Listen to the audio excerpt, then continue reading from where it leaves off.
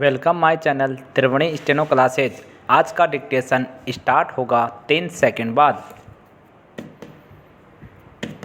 Start. राष्ट्रपति महोदय, हमारे संस्थापकों ने जिन परंपराओं की नींव रखी थी उन्होंने इन 50 वर्षों में हमारा भली भांति मार्गदर्शन किया है। जैसे जैसे हमने प्रगति की है उसी तरह हमारा लोकतंत्र भी परिपक्व हुआ है। भारत विश्व में सबसे प्राचीन सभ्यता वाला देश है, लेकिन एक गणराज्य के रूप में नया है। तथापि लोकतंत्र कानूनी अनेकत्व तथा दूसरे के विचारों को आत्मसात करने की क्षमता ने अपनी जड़ें इतनी गहरी जमा ली है कि उन्हें कोई हिला नहीं सकता। एक लोकतंत्र के रूप में जानते हैं कि हमें समय के बदलाव के अनुरूप ही अपनी लोकतांत्रिक परिपाटियों को डालते रहना होगा।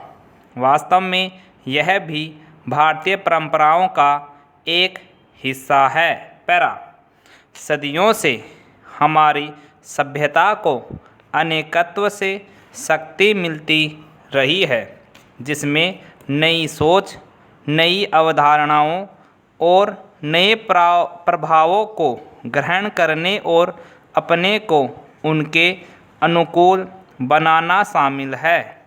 तथापि कुछ आधारभूत सिद्धांतों जो भारतीय अस्मिता के सार हैं, इस प्रक्रिया के दौरान भी अक्षुण्ण रहे।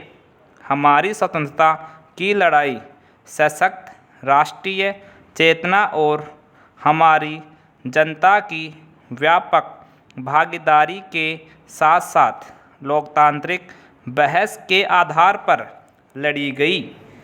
उपनिवेशवाद के हमारे अनुभव से निर्णय की स्वतंत्रता, आचरण की स्वायत्तता तथा निरंतर भेदभाव एवं असमानता पैदा करने वाली सामाजिक प्रणाली एवं व्यवस्थाओं के प्रति हमारे विरोध को और अधिक बल मिला। पैरा।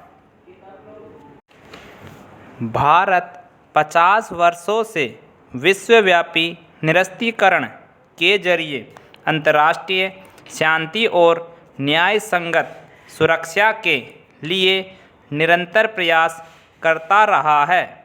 हम विश्व को परमाणु हथियारों से मुक्त कराने की दिशा में अभी भी प्रतिबद्ध है और हमारा विश्वास है कि विश्व में सुरक्षा का माहौल बनाने का यही एक रास्ता है।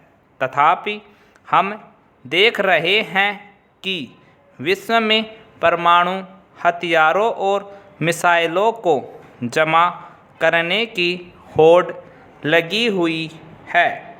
यह होड़ बेरोक-टोक जारी है। पैरा।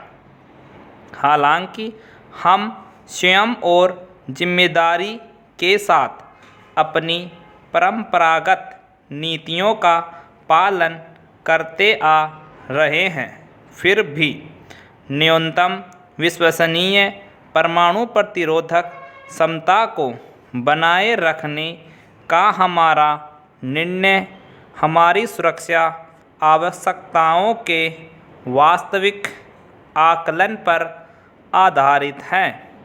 हमारी रक्षा नीति हमेशा प्रतिरक्षात्मक स्वरूप की रही है। राष्ट्रपति महोदय, हमें इस बात की जानकारी है कि आप परमाणु अप्रसार मुद्दों को काफ़ी महत्व दे रहे हैं। हम मानते हैं कि लोकतांत्रिक देश होने के नाते हमें व्यापक विचार विमर्श और सहयोग के आधार पर सभी उपाय करने होंगे। पैरा। राष्ट्रपति महोदय, भारत ने हमेशा ही अपने पड़ोसी देशों के साथ आपसी विश्वास के माहौल में तथा परस्पर लाभकारी प्रयासों के आधार पर अपने संबंध विकसित करने की कोशिश की है।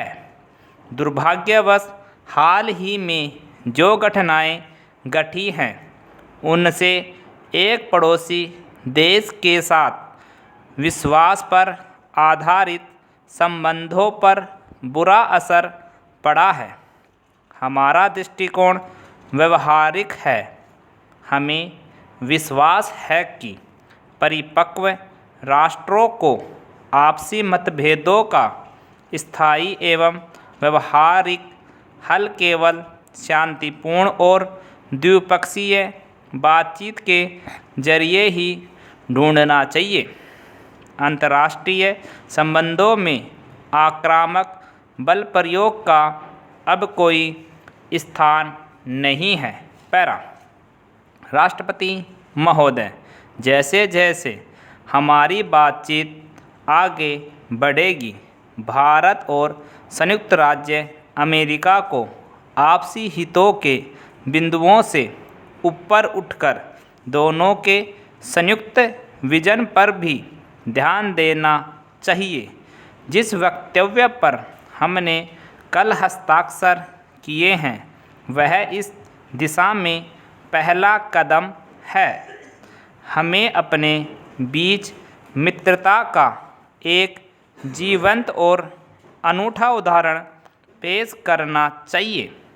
आज लाखों भारतीय संयुक्त राज्य अमेरिका में रह रहे हैं। आपके देश ने उन्हें अपनी क्षमता को पहचानने का मौका दिया है। इसके बदले वे हर एक क्षेत्र में आपके देश की प्रगति में योगदान दे रहे हैं। यह सहभागिता सरकारों पर निर्भर नहीं है, यह प्रतिदिन का आपसी कामकाज संबंध है। इस सहभागिता से दोनों पक्षों को लाभ होगा। यह भी संतोष की बात है कि दोनों देशों ने अंतर्राष्ट्रीय सुरक्षा के एक अन्य महत्वपूर्ण पहलू के समाधान हेतु सहयोग देना शुरू कर दिया है। पैरा। आतंकवाद की समस्या, जिसका संबंध चरमपंथ की विचारधाराओं से जुड़ा है तथा जिसे नशीले पदार्थों के अवैध व्यापार के जरिए वित्त पोषण किया जाता है, आज राष्ट्रों के लिए एक सबसे बड़ी चुनौती बनी हुई है। आज हमें इस बात पर विचार करने की आवश्यकता है कि क्या हम इस बुराई, जिसकी बुनियादी घृणा और हिंसा पर टिकी है तथा जो लोकतंत्र के आदर्शों के बिल्कुल विरुद्ध है, की जड़ पर प्रहार करने का पर्याप्त प्रयास कर रहे हैं। हम संतुष्ट नहीं हो सकते, न ही हम ये वादे सहन कर सकते कि हम सही निर्णय लेने के बिना इन्हें पूरा नहीं कर सकते। वे अप्रचलित क्षण होंगे। जनता हमसे कार्य की आशा करती है। मुझसे ऐसा करने की आशा रखती है तथा वे आपसे भी ऐसा करने की आशा करती है। वे ऐसे आवश्यक निर्णय लेने की आशा करती है। कंप्लीट।